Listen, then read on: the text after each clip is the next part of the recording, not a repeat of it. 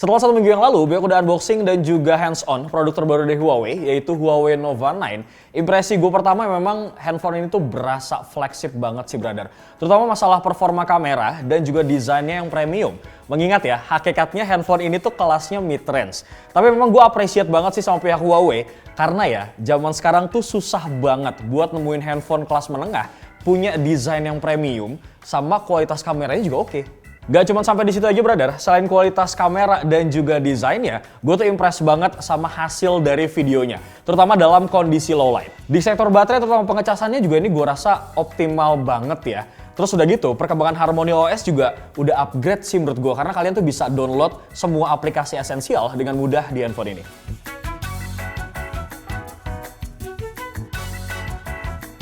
Gue rasa memang Huawei Nova 9 ini diciptakan untuk calon pengguna baru yang mengincar performa fotografi level flagship. Layaknya Huawei P Series, cuman ya dengan harga yang jauh lebih terjangkau. Karena di bagian belakangnya terdapat kamera utama yang punya resolusi 50 megapiksel dengan sensor RYYB Ultra Vision Camera yang ditemani dengan lensa 8 megapiksel ultra wide serta lensa makro dan juga depth sensor. Meskipun di seri Nova ini nggak punya embel-embel Leica, tapi performa fotografinya tuh tetap nggak bisa kita anggap remeh, brother. Berkat teknologi Ultra Vision teknologi yang berasal dari sensor RYYB yang digunakan, di mana sensor ini pertama kali ditemukan di P30 series yang lalu, yang merupakan smartphone kelas flagshipnya Huawei. Gue nggak ngerti sih ya gimana caranya Huawei bisa sedewa itu untuk urusan image processing. Karena selama gue pakai kamera ini, gue tuh selalu dibuat salut dengan foto yang dihasilkan. Warna fotonya memang kelihatan hidup, dynamic range-nya juga luas meskipun di kondisi backlight, bahkan di kondisi low light sekalipun, performanya tuh masih oke banget meskipun masih diambil menggunakan mode standar.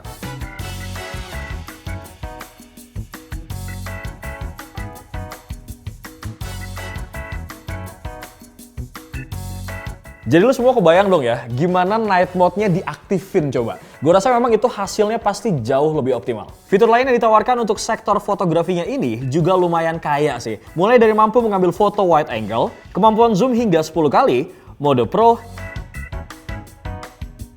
panorama, stiker, kemudian bisa melakukan scan dokumen, diambil foto makro dengan jarak 4 cm, hingga mode high res yang mampu menghasilkan foto super tajam, bro. Kemudian ada juga nih mode aperture di mana kita bisa mengatur bukaan lensa sebelum mengambil foto. Performa kameranya belum berhenti sampai di situ aja sih, karena dari sektor perekaman videonya pun gak kalah oke nih. Dimana kita sudah bisa merekam video hingga resolusi 4K dengan baik di kamera belakang maupun di kamera selfie yang punya resolusi 32 megapiksel. Oke, brother, berikut hasil perekaman video kamera depan untuk Huawei Nova 9. Ini Beko pakai settingannya 1080 dan 60 fps. Sekarang gue bakal kasih lihat kalian semua untuk hasil perekaman video kamera belakangnya. Nah, kalau ini hasil perekaman video kamera belakangnya. Ini Beko juga sama nih, pakai settingannya 1080 dan 60 fps. Gue sih memang ngerasa sektor perekaman video ini cocok banget nih buat lo semua yang memang hobi buat bikin video ala-ala vlogging. Karena selain performa videonya sudah masuk kategori bagus dan juga stabil, fitur-fitur lain bawaannya itu juga oke loh.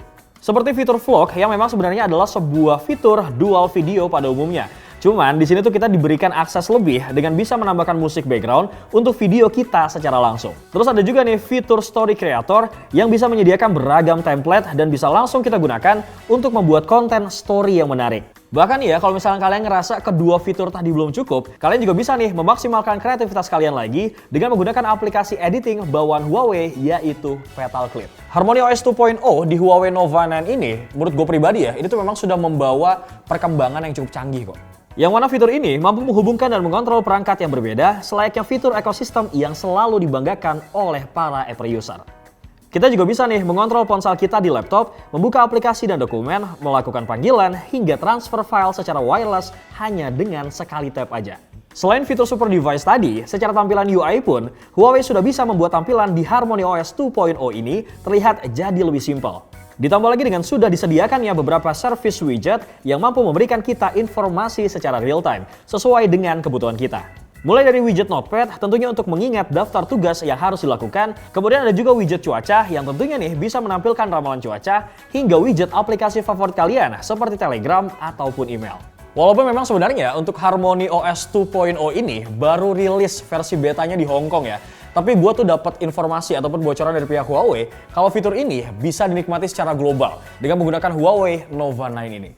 Kalau lu semua mau tahu, caranya tuh gampil banget, brother. Kalian tinggal masuk ke aplikasi My Huawei, kemudian ubah region Huawei Nova 9 kalian ke China di menu setting, dan terakhir nih ya, kalian tinggal upgrade software melalui aplikasi tersebut.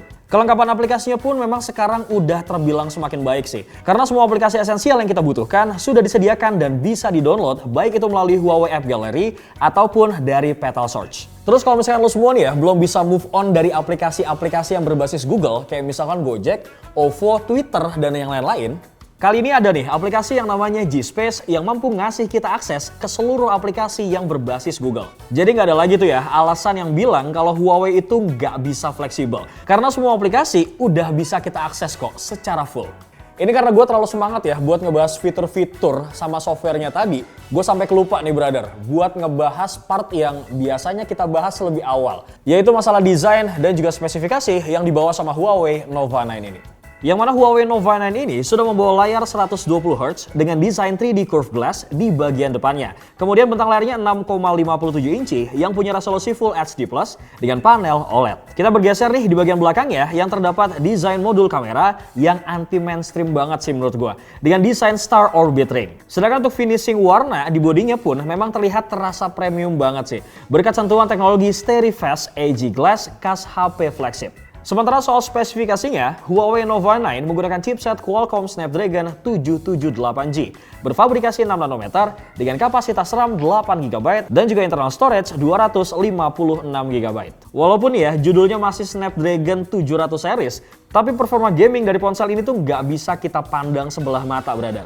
Karena nih ya, game casual sekelas Mobile Legends itu tuh bisa dimainkan di settingan rata kanan dengan amat sangat lancar. Kemudian pas gue cobain main Asphalt 9, memang ini masih terbilang aman kok dan nyaman di settingan grafis tertinggi.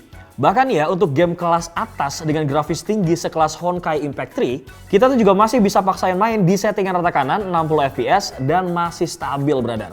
Nah dengan performa yang seperti itu, pertanyaan pamungkas yang to the bone-nya nih ya, bagaimana brother dengan ketahanan baterainya? Menurut gue nih ya, secara pribadi, ketahanan baterai 4300 mAh di HP ini itu masuk kategori cukup buat menemani aktivitas kalian sehari-hari. Intinya nih ya, kalau sekitaran jam 8 pagi kalian ngecharge sampai 100%, terus dipakai untuk aktivitas harian nih ya, kayak chatting, nonton YouTube, buka TikTok, ataupun Instagram, gue tuh baru nemu buat ngecharge lagi sekitar abis maghrib lah. Tapi kalaupun kalian pakai nih ya buat kebutuhan gaming, apalagi game kelas berat kayak misalkan Honkai Impact 3 tadi, pengurangan baterainya memang secara otomatis akan lebih cepat sih.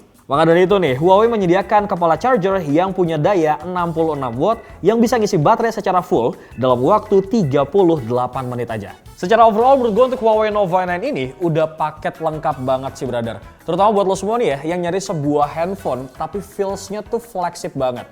Dan tentunya dengan harga yang jauh lebih terjangkau.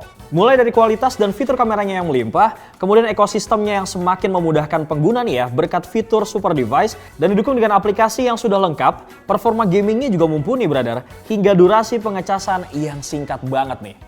Well, dengan kemampuan Harmony OS yang makin kesini menurut gue makin proper ya, gue tuh bisa bilang well done Huawei, keep it up.